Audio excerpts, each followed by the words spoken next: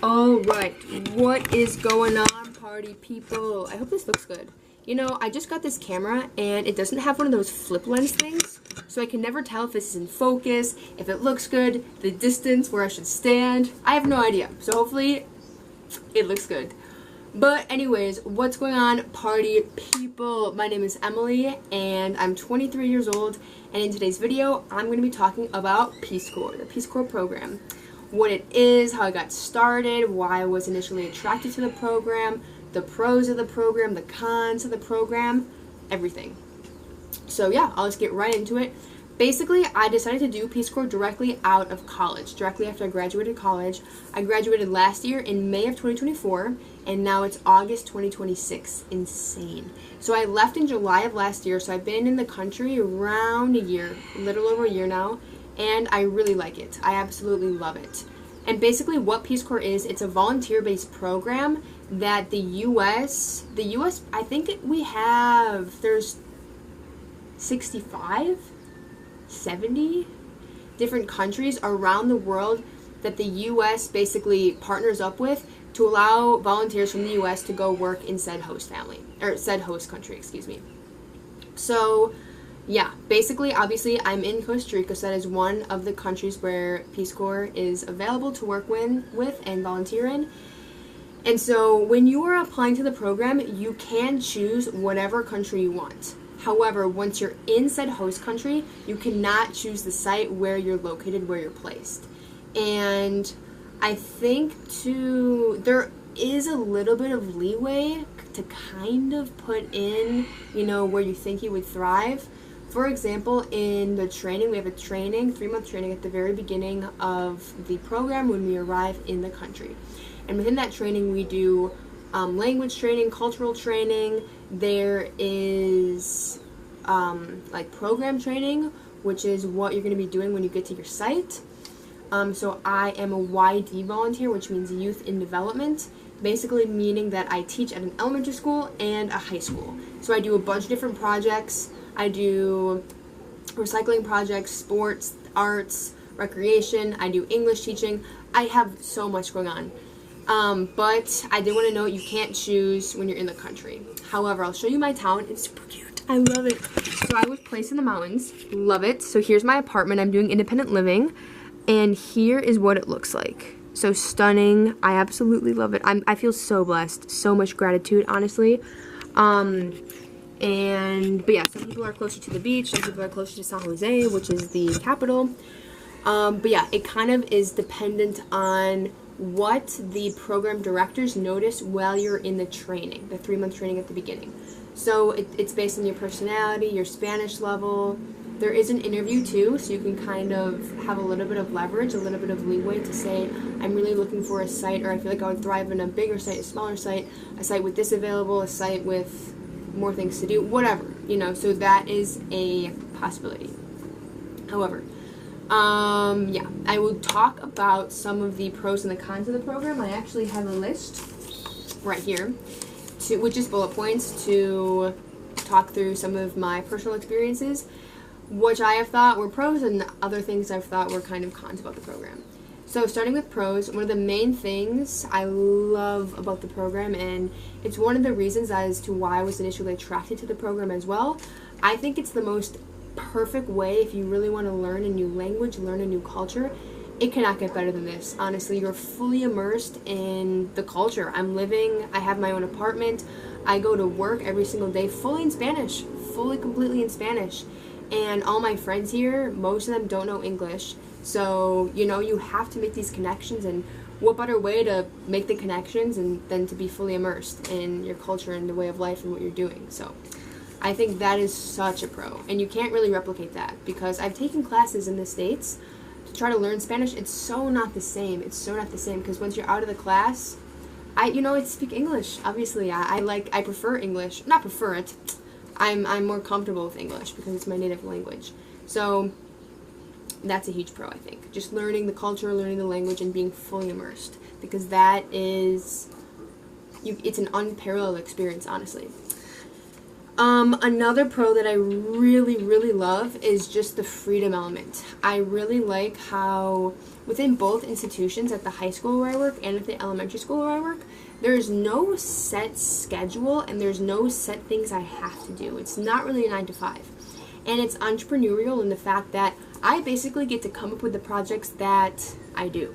So how it works is at each of the institutions, so at the high school and at the elementary school, I am given a counterpart, which is basically my point of contact, which is basically my boss within my site.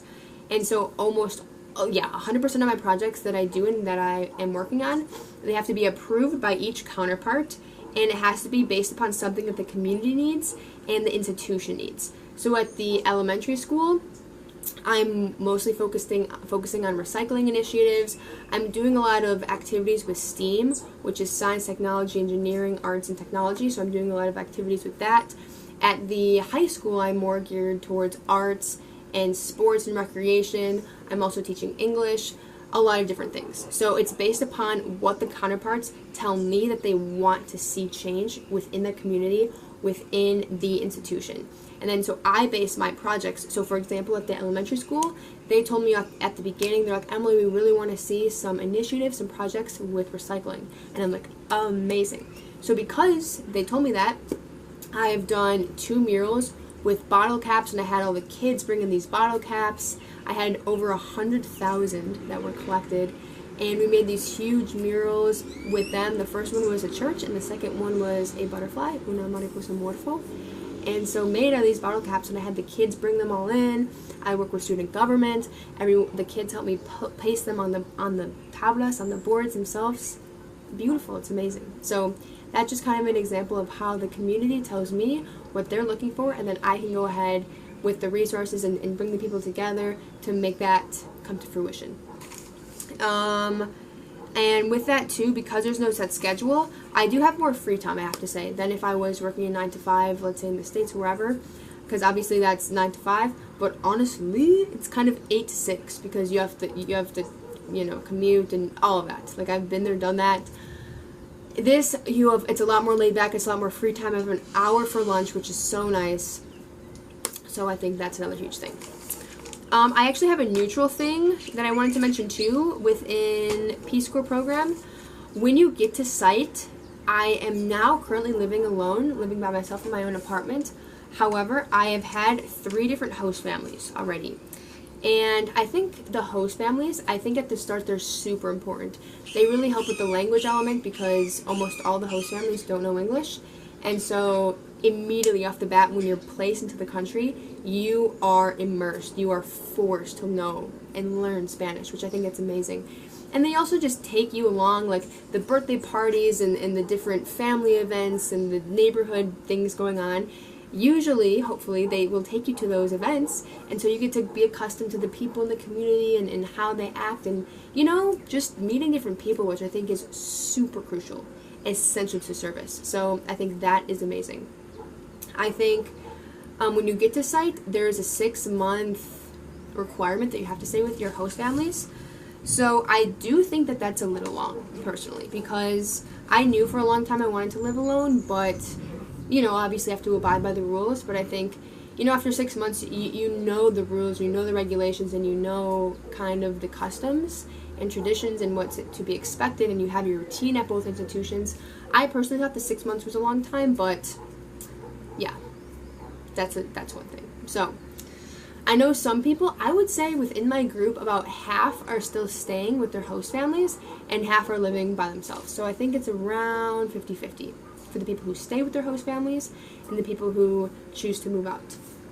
I do have to say, after the 6 months, you can either choose to stay with your host family, find a different host family, or move to independent living, which is what I ended up doing.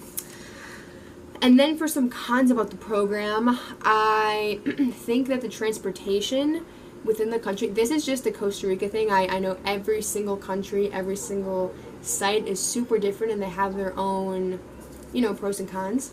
But I think it can be hard to visit friends and other people within the program. So I think this can kind of lead to some feelings of isolation. Like, once you're placed in your town, it can be hard to leave. So that can lead to some difficulties, I have to say. Everything is not accessible.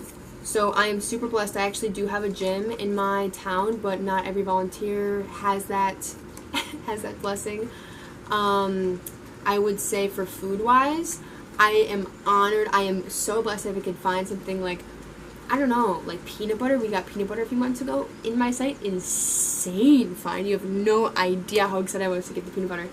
But yeah, I think everything, if you're really used to everything being accessible in the US, like I'm going to buy all these clothes and eat all this food, if you're really, I don't want to say materialistic because I think that has a negative connotation, but I think if you kind of need a strong foundation and you need your, you know, your routine and you need your specific foods and whatever, it might be difficult. I can't lie. It might be difficult. Another thing is the salary. So you get about $5 a day. So obviously not ideal. Not ideal for the financial element. However, for me personally, I thought that this is once in a lifetime opportunity, and I'm a firm believer that the money will come back. The money will absolutely come back in the future, but I think that the experiences and just the unique opportunity to be doing something like this and to be living in a rural town, it's about to rain, so hopefully it's thundering, so hopefully that is not in the way of the audio. But yes, so that's pretty hard. And then laundry, it pours every single day. So laundry is super hard to do because, you know, it's pouring rain, it smells like mildew, it never really dries, and yes, so I do think laundry is hard to do. But overall, I really like the program. I might do a part 2 of this video because since it's gonna rain, like it's already starting to rain, my roof, sometimes it gets really loud. So I might do a part 2 to this video, but I hope you guys enjoyed this, and if you have any specific questions related to Peace Corps, I can answer them in the comments below, or yeah, just make a part 2. Here's what it looks like when it's raining also. It just started. I don't know if you can see it at all or hear it, but yeah. Anyways, thank you. Ciao. Bye.